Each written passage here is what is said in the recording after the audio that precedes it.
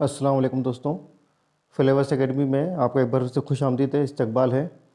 और उम्मीद करता हूँ कि आपको हमारे लेक्चर्स पसंद आ रहे होंगे।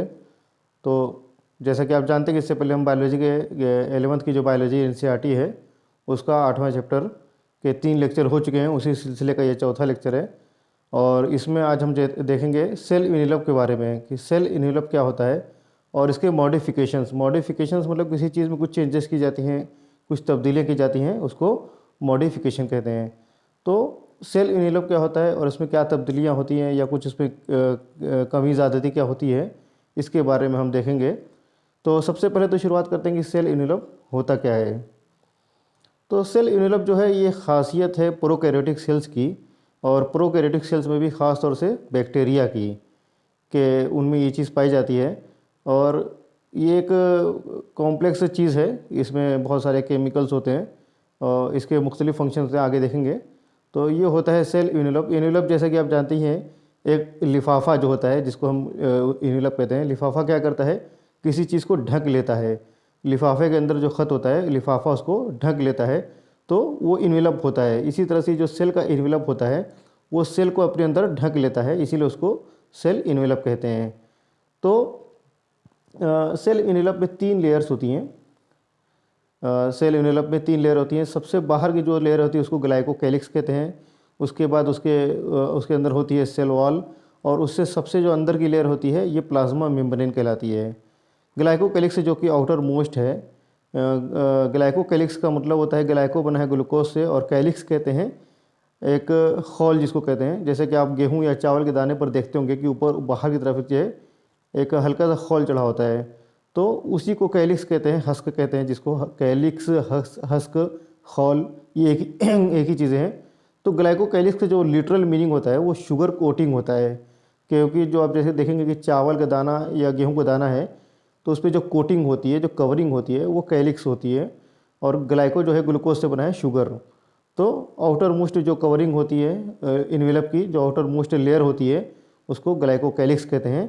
क्योंकि इसमें जो सब्सटेंस होते हैं शुगरी या ग्लूकोज टाइप सब्सटेंस होते हैं, उसकी वजह से इसको ग्लाइकोकैलिक्स यानी शुगर की कोटिंग कहा जाता है। ठीक है, आगे बढ़ते हैं। हर लेयर का अपना एक फंक्शन होता है, लेकिन ये तीनों लेयर मिल के जो इनका मेन जो फंक्शन होता है वो होता है प्रोटेक्शन। प्रोटेक्शन किसका? सेल का।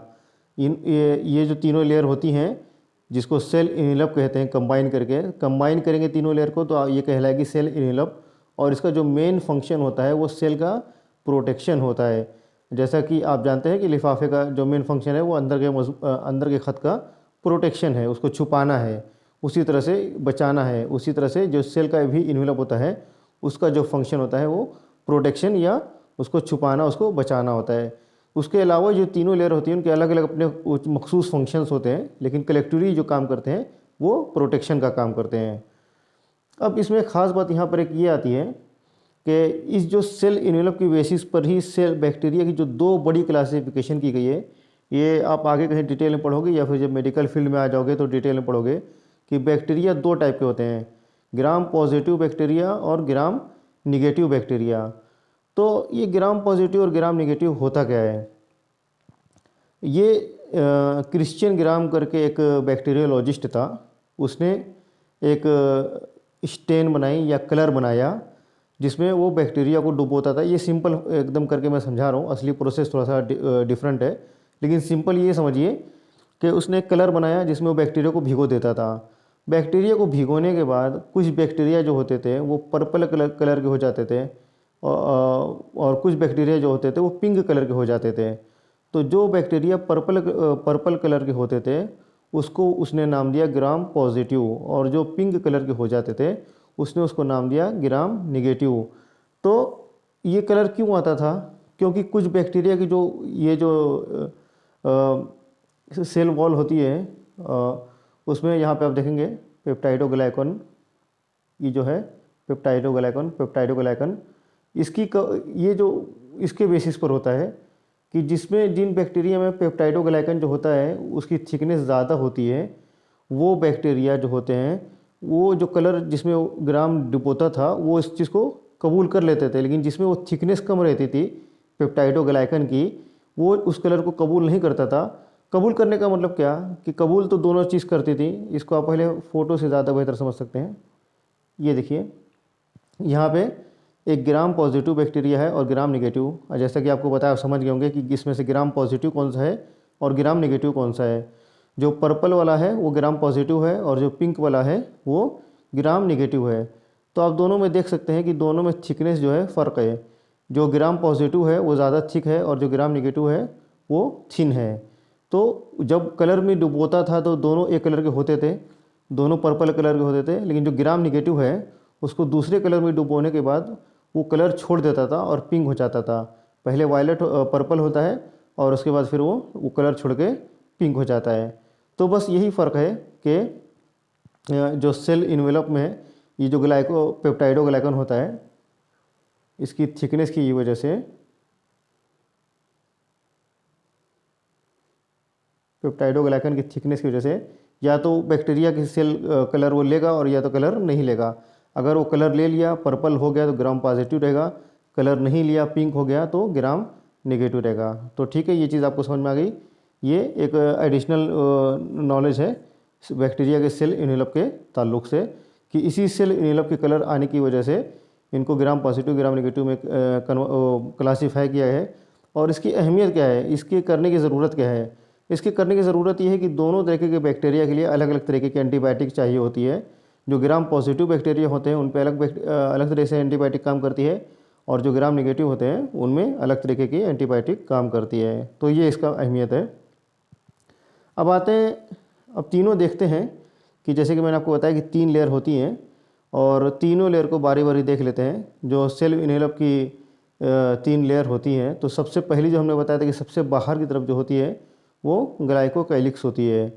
तो ग्लाइकोकैलिक्स की जो लेंथ है, उसकी जो दबासत है, उसकी जो मोटाई है, अलग अलग बैक्टीरिया में अलग अलग होती है और उसके बारे में जो दूसरी खुसूसियात भी हैं वो भी अलग अलग होती हैं। जैसे कि कभी कभी ग्लाइकोकैलिक्स को हम कहते हैं स्लाइम लेयर। स्लाइम लेयर कब कहते हैं इसको? जब ये बिल्कुल हल्की सी पतली सी लूज ढीली ढाली एक शीट की जैसी हो तो इसको स्लाइम लेयर कहते हैं। और कभी कभी यही ग्लाइकोकैलिक्स की जो लेयर होती है वो सख्त होती है और मजबूत होती है, टफ होती है, तो उसको उस वक्त हम कैप्सूल का नाम देते हैं। तो अगर वो ढीली ढाली हुई तो उसको स्लाइम लेयर कहेंगे और अगर सख्त और मजबूत हुई तो उसको कैप्सूल कहेंगे। ये सबसे बाहर वाली जो कवरिंग है ग्लाइकोकैलिक्स वो थी। उसके बाद हमने देखा था कि ग्लाइकोकैलिक्स के बाद सेल इन्वेलप जो बनता है वो सेल वॉल से बनता है। तो ग्लाइकोकैलिक्स के बाद दूसरी लेयर जो थी वो सेल वॉल थी। और सेल वॉल जो है ये शेप बनाती है सेल का, उसके अलावा स्ट्रक्चरल सपोर्ट देती है बैक्टीरिया के सेल को। इसका मतलब क्या हुआ? इसका मतलब आप इस तरीके से समझ सकते हैं कि आपने 4 खंभे गाड़ दिए 4 कोनों पे और उसके चारों खंभों से एक प्लास्टिक का कवरिंग कर दी। अब उसके बीच में अगर आप पानी भरना शुरू करेंगे तो वो प्लास्टिक की जो कवर है वो पानी के बहाव के साथ में आगे पीछे होता रहेगा, कभी इधर से बल्ज हो जाएगा, कभी इधर से कम हो जाएगा। लेकिन अगर उस प्लास्टिक की कवरिंग की जगह, प्लास्टिक शीट की कवरिंग की जगह आप उसको ईंट से पूरी दीवार मजबूत बना दें और फिर अंदर पानी भरें तो वो दीवार वैसी की वैसी ही रहेगी, उस पर पानी के आगे पीछे बहाव होने का कोई असर नहीं होगा। तो इसी तरह से ये सेल वॉल जो है ये सख्त होती है और ये शेप बनाती है। जैसा कि आपने ईंट की जो दीवार बनाई वो आपका शेप फिक्स हो गया, वो स्क्वायर हो गया, वो शेप चेंज नहीं होगा। उसी तरह से सेल वॉल भी जो है ये सख्त होती है और इसलिए शेप जो है वो फिक्स करती है, शेप बनाती है। और इसके अलावा सपोर्ट देती है। सपोर्ट किस तरीके का कि जैसे कि वही शीट, प्लास्टिक वाली शीट की एग्जांपल लें कि अगर प्लास्टिक से आप कवरिंग करेंगे चारों तरफ तो वो फट भी सकती है और या तो फिर बैठ भी सकती है। उसी तरह से बैक्टीरिया की भी अगर सेल वॉल नहीं होती, ये सख्ती नहीं होती, ये सख्त लेयर नहीं होती, तो चाहे तो बैक्टीरिया के जो अंदर के कंटेंट है वो फट के बाहर आ सकते थे या बैठ सकते थे। तो ये काम है सेल वॉल का कि सपोर्ट देती है और शेप बनाती है। तीसरी जो लेयर थी हमने देखी अंदरूनी लेयर, सबसे अंदर जो होती है वो है प्लाज्मा मेम्ब्रेन। तो प्लाज्मा मेम्ब्रेन के बारे में पहली बात ये है कि ये सिलेक्टिवली परमिएबल होती है। परमिएबल कहते हैं जो चीज़ किसी चीज़ की इजाज़त दे, और सिलेक्टिवली यानी सब चीज़ों को ना इजाज़त दे। यानी आप किसी ऑफिस में जा रहे हो या किसी स्कूल में जा रहे हो, लेकिन वहाँ पे ये कहा जाए कि सिर्फ वही लोग स्कूल के अंदर आ सकते हैं जो स्कूल के स्टूडेंट हैं, तो ये सिलेक्टिवली परमिएबल हुआ। कुछ लोगों को सिलेक्टिवली इजाज़त मिली, सबको इजाज़त नहीं है, एक आम इजाज़त नहीं है सबको अंदर आने की, कुछ लोगों को सिलेक्ट करके कहा गया कि आप ही अंदर आ सकते हो। तो ये हुआ सिलेक्टिवली परमिएबल। दूसरा पॉइंट है कि it interacts with outside world. इसका मतलब ये हुआ कि यही जो लेन देन है, आदान प्रदान है, अंदर से बाहर आना, बाहर से अंदर जाना, इसी को कहते हैं कि बाहर की दुनिया से प्लाज्मा मेम्ब्रेन जो है वो इंटरएक्ट करती है। और ये प्लाज्मा मेम्ब्रेन यूकैरियोट्स में भी होती है। तो स्ट्रक्चर जो है इसका तकरीबन ऑलमोस्ट यूकैरियोट्स की जो प्लाज्मा, यहाँ पे आप ये ध्यान रखिए कि जो आज का लेक्चर जो हो रहा है ये प्रोकैरियोट्स सेल्स के बारे में हो रहा है।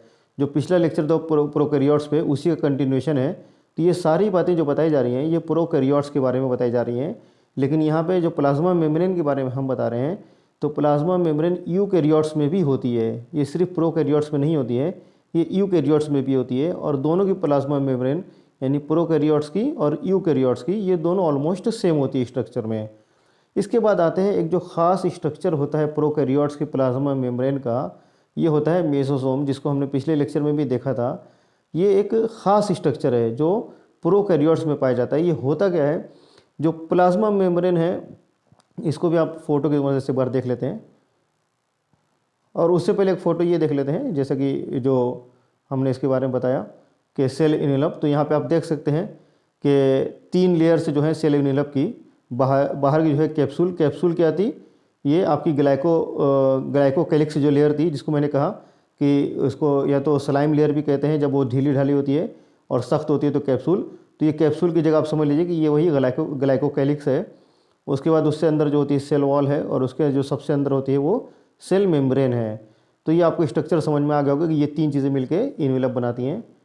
तो ये पिछली बात थी। इससे पहले इसके बाद की बात हम ये देख रहे हैं कि मेसोसोम क्या होता है। तो यहाँ पर आप देख सकते हैं कि प्लाज्मा मेम्ब्रेन है, ये प्लाज्मा मेम्ब्रेन है, और ये है मेसोसोम सैक। तो ये आप देख सकते हैं कि ये जो मेसोसोम की सैक है ये कहाँ से बनी है, ये प्लाज्मा मेम्ब्रेन से आई है। ये प्लाज्मा मेम्ब्रेन जो आ रही है, इसी के अंदर घूम जाने से ये मेसोसोम बना है। यानी वही प्लाज्मा मेम्ब्रेन चिपकी नहीं रहती है बिल्कुल, किससे, प्लाज्मा मेम्ब्रेन से ऊपर क्या होता है, सेल वॉल होती है। तो प्लाज्मा मेम्ब्रेन सेल वॉल से तो चिपकी होती है, लेकिन कहीं कहीं क्या होता है कि ये मेम्ब्रेन अंदर भी सेल के अंदर भी और अपनी लेयर घुमा के फिर वापस जाके वहीं से जुड़ जाती है, कंटिन्यू हो जाती है। तो ये जो अंदर की तरफ ये जो हिस्सा इसका आता है, इसको कहते हैं मेसोसोम। तो ये खास स्ट्रक्चर है। इसके कुछ फ़वाइद हैं वो देखते हैं कि ये जो, जैसा कि मैंने बताया कि प्लाज्मा मेम्ब्रेन के एक्सटेंशन से बनता है, उसका एक एक्सटेंशन है, प्लाज्मा मेम्ब्रेन ही है, बस वो घूम के कुछ हद तक सेल के अंदर आ जाती है। अब ये इसके बारे में 3 बातें ये हैं कि ये इसकी अलग अलग शक्ल हो सकती है, वेसिकल जैसी हो सकती है, ट्यूबुल जैसी हो सकती है, और लेमिला जैसी हो सकती है। तो वेसिकल कहते हैं थैली को, छोटी थैली, छोटा पाउच, उसकी शक्ल में हो सकती है ये मेसोसोम। या ट्यूब्यूल जैसी, ट्यूब्यूल कहते हैं छोटे ट्यूब को, छोटे पाइप को। और लेमिला कहते हैं पत्ते जैसी कोई चीज़ रहती है, बारीक चिपटी चीज़ जो होती है, उसको कहते हैं लेमिला। तो ये जो मेसोसोम जो अंदर आ रही है, इस तरीके के अलग अलग शेप में हो सकती है। अब यहाँ पे इसके कुछ फंक्शंस हैं, क्या क्या काम होते हैं कि सेल वॉल फॉर्मेशन में मदद करती है, डीएनए रेप्लिकेशन में मदद करती है, helps in distribution of chromosomes to daughter cells. जैसा कि डीएनए रेप्लिकेशन हो गया और एक सेल से 2 सेल बनने वाले हैं, तो दोनों सेल में क्रोमोसोम को बांटने का जो काम है वो इसमें ये मदद करता है मेसोसोम। रेस्पिरेशन में मदद करता है, और सिक्रीशन प्रोसेस, सिक्रीशन कैसा कुछ एंजाइम को सिक्रीशन भी करता है। प्लाज्मा मेम्ब्रेन का सरफेस एरिया बढ़ा देता है। आप जैसे देखिए कि इसको इस तरह से समझिए कि एक बॉक्स है, उसको आपने अंदर से कवर कर दिया चारों तरफ से कागज़ लगा के या प्लास्टिक लगा के चारों तरफ से कवर कर दिया। तो जितनी प्लास्टिक लगी, लेकिन अगर इसी एरिया को आपको बढ़ाना हो तो आप क्या करेंगे, वही प्लास्टिक कहीं कहीं आप उसी में घुमा के, उसी अंदर से जो बॉक्स के अंदर ही कहीं घुमा के फिर वहीं से लाके चिपका देंगे। तो क्या होगा कि उसका जो सरफेस एरिया था, जो उसका रकबा था, वो बढ़ जाएगा। इससे फ़ायदा क्या होता है कि प्लाज्मा मेम्ब्रेन के जो फंक्शंस थे वो ज़्यादा तेज़ी से होंगे, क्योंकि पहले इतने एरिया से काम कर रही थी, अब उसका एरिया बढ़ गया है तो उसका फंक्शन भी बढ़ जाएगा। और उसके अलावा इसमें से कुछ एंजाइम होते हैं मेसोसोम में जो कि एरोबिक रेस्पिरेशन में मदद करते हैं। एरोबिक रेस्पिरेशन कहते हैं वो रेस्पिरेशन जो ऑक्सीजन की मौजूदगी में हो। तो ये इसके सारे मेसोसोम के फंक्शंस हैं। मेसोसोम क्या है, एक एक्सटेंशन है किसका, प्लाज्मा मेम्ब्रेन का, ठीक है, ये याद रखिए। इसी तरह से एक और एक्सटेंशन है जिसको कहते हैं क्रोमेटोफोर्स। इसका भी फिर एक बार फिर से आप ये फिगर देख सकते हैं। ये भी देखिए, ये क्रोमेटोफोर्स किस में से निकले हैं, सेल मेम्ब्रेन में से है। जिस तरह से सेल मेम्ब्रेन और प्लाज्मा मेम्ब्रेन एक ही चीज़ है, इसमें कंफ्यूज नहीं होना है। तो जिस तरह से आपके मेसोसोम आया था, उसी तरह से क्रोमेटोफोर्स भी सेल मेम्ब्रेन से अटैच्ड होते हैं या प्लाज्मा मेम्ब्रेन से। और इनका क्या काम है, ये इनमें होते हैं पिगमेंट। पिगमेंट कलर्स को कहते हैं, एक तरीके से समझ लीजिए सिंप्लीफाइड करके कि पिगमेंट्स होते हैं या कलर्स होते हैं। और इन पिगमेंट्स का काम क्या होता है, इन पिगमेंट्स का काम होता है फोटोसिंथेसिस करना। फोटोसिंथेसिस किसको कहते हैं, फोटोसिंथेसिस कहते हैं कि लाइट एनर्जी जो है उसको कन्वर्ट करना केमिकल एनर्जी में। क्यों कन्वर्ट करना, लाइट एनर्जी कहाँ से मिलेगी आपको, लाइट एनर्जी मिलेगी आपको सूरज की रोशनी से। और उसको केमिकल एनर्जी में क्यों कन्वर्ट करना है, क्योंकि सेल्स को फंक्शन करने के लिए न्यूट्रिशन या केमिकल्स की ज़रूरत होती है। तो ये केमिकल्स कहाँ से आएंगे, तो ये बैक्टीरिया के अंदर जो होते हैं, ये, हाँ, ये बात आप याद रखिए कि ये जो क्रोमेटोफोर्स होते हैं ये सब में नहीं पाए जाते हैं, हर तरीके के बैक्टीरिया में नहीं पाए जाते हैं। कुछ बैक्टीरिया जैसे साइनोबैक्टीरिया जो होते हैं उनमें पाए जाते हैं। तो ये साइनोबैक्टीरिया क्या करते हैं कि सूरज की जो रोशनी होती है उसको अपने अंदर ट्रैप करते हैं, अपने अंदर फंसाते हैं, और उसको ये जो पिगमेंट्स जो होते हैं क्रोमेटोफोर्स, इन पिगमेंट्स की मदद से सूरज की रोशनी को केमिकल एनर्जी में बदल के अपने जो सेल्स के फंक्शंस होते हैं उसमें मदद हासिल करते हैं। यानी सूरज की रोशनी से अपनी ग़िज़ा तैयार करते हैं, एक तरीके से ये समझ लीजिए। तो फोटोसिंथेसिस जो है सिर्फ प्लांट्स में नहीं होती है। जनरली जो कॉन्सेप्ट होता है कि फोटोसिंथेसिस सिर्फ प्लांट्स में होती है, नहीं, सिर्फ प्लांट्स में नहीं होती है, कुछ बैक्टीरिया में भी होती है। ये बात याद रखिए कि अगर एग्जाम में क्वेश्चन पूछता है कि फोटोसिंथेसिस सिर्फ प्लांट में होती है तो ये बात गलत रहेगी, ठीक है। इसके बाद आते हैं सरफेस स्ट्रक्चर्स ऑफ बैक्टीरिया। अब जो बैक्टीरिया की जैसे हमने से इन्वेलप देख लिया, लेकिन इस इन्वेलप में से कुछ स्ट्रक्चर निकले होते हैं बाहर की तरफ। 3 लेयर हमने सेल इन्वेलप की देख ली और वो टॉपिक को समझ लीजिए आप पूरा हो गया है। इसके आगे अब ये देख रहे हैं कि सेल इन्वेलप के ऊपर कुछ चीज़ें होती हैं जो वहाँ से बाहर निकलती हैं। 3 चीज़ें हैं ख़ास तौर से, तो इनके बारे में देख लेते हैं। इनको सरफेस स्ट्रक्चर कहते हैं क्योंकि ये सरफेस पे पाए जाते हैं। वो स्ट्रक्चर जो बैक्टीरिया के सरफेस पे पाए जाएँ उसको कहेंगे सरफेस स्ट्रक्चर ऑफ बैक्टीरिया। और बैक्टीरिया की सरफेस क्या हुई, बैक्टीरिया की सरफेस सेल इन्वेलप है। सरफेस यानी सतह, तो वो बाहरी सतह है, उसी के ताल्लुक से ये। तो पहला जो है वो है फ्लैजेला। ये सेल वॉल से निकलता है, फिलामेंट लाइक यानी धागे के जैसा होता है। इसका काम क्या है, फ्लैजेला का काम होता है हरकत देना, हरकत प्रोवाइड करता है। किस तरह से, जिस तरह से आप वो छोटा कीड़ा देखते होंगे जिसमें बहुत सारी छोटी छोटी टांगें निकली होती हैं, तो उसी तरह से एक चीज़ ये भी है। ये आप इसको बैक्टीरिया की टांग समझ सकते हैं और उसी को मूवमेंट करके ये बैक्टीरिया अपने आप को हरकत देता है। और इसमें 3 पार्ट होते हैं, फिलामेंट, हुक और बेसल बॉडी। दूसरा जो सरफेस स्ट्रक्चर है वो है पिली। ये क्या होते हैं, ये एक लंबे स्ट्रक्चर होते हैं, ट्यूब जैसे, पाइप जैसे। और ये क्या करते हैं, ये मदद करते हैं अटैचमेंट में।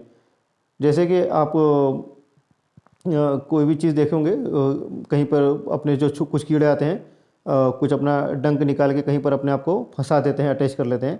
तो ये अटैच करने में मदद करता है, ये हरकत करने में मदद नहीं करता है। यहाँ पे याद रखिए कि जो फ्लैजेला थे वो हरकत में मदद करते हैं, लेकिन पीली जो हैं वो अटैचमेंट में मदद करते हैं। किसी सुराख में अपने आप को फंसा दिया तो हरकत वहाँ पे अटैच हो गया। सिमिलर चीज़ एक और जो है वो है फिम्बरी। इसका भी काम बिल्कुल पीली जैसा है, ये बस इनके शक्ल में फ़र्क होता है, इसके लिए अलग अलग नाम दिया गया है। बाकी इनकी जो चीज़ें हैं कि ये भी अटैचमेंट में मदद करते हैं और इनका भी हरकत करने में कोई रोल नहीं है, सिर्फ अटैचमेंट में है। जैसे कि अगर कहीं नदी बह रही हो, पानी बह रहा हो और बैक्टीरिया हो, तो किसी चट्टान पे जाके अपने आप को ये फिम्बरी और पीली की मदद से अपने आप को उस पर फंसा लेते हैं, उस पर इस तरह से पंजा जकड़ लेते हैं। तो ये हुआ सरफेस स्ट्रक्चर। इसको आप एक बार फोटो देख लेंगे तो और आसानी से समझ में आ जाएगा। ये रहा आपका फिम्बरी, और फिम्बरी है आपका, पीली है, और फ्लैजेलम है। फ्लैजेलम सिंगुलर है, फ्लैजेला रहेगा तो मल्टीपल रहेगा। तो ये देख लीजिए कि फिम्बरी और पीली जो है अलग अलग शेप के होने की वजह से अलग अलग नाम दिया गया है, बाकी दोनों का फंक्शन जो है वो एक ही है। और जो फ्लैजेलम है या जो फ्लैजेला होते हैं वो एक, उसका शेप देख लीजिए, वो एक ज़्यादा लंबा होता है और उसके मूवमेंट की वजह से बैक्टीरिया मूव करते हैं। तो ठीक है दोस्तों, ये था आज का लेक्चर, और उम्मीद करता हूँ कि आपको ये लेक्चर पसंद आया होगा। और अगर कोई चीज़ इसमें से ना समझ में आ रही हो तो आप व्हाट्सएप ग्रुप पे पूछ सकते हैं, और इंशाल्लाह फिर अगले लेक्चर मिलते हैं। तब तक के लिए अल्लाह हाफिज़।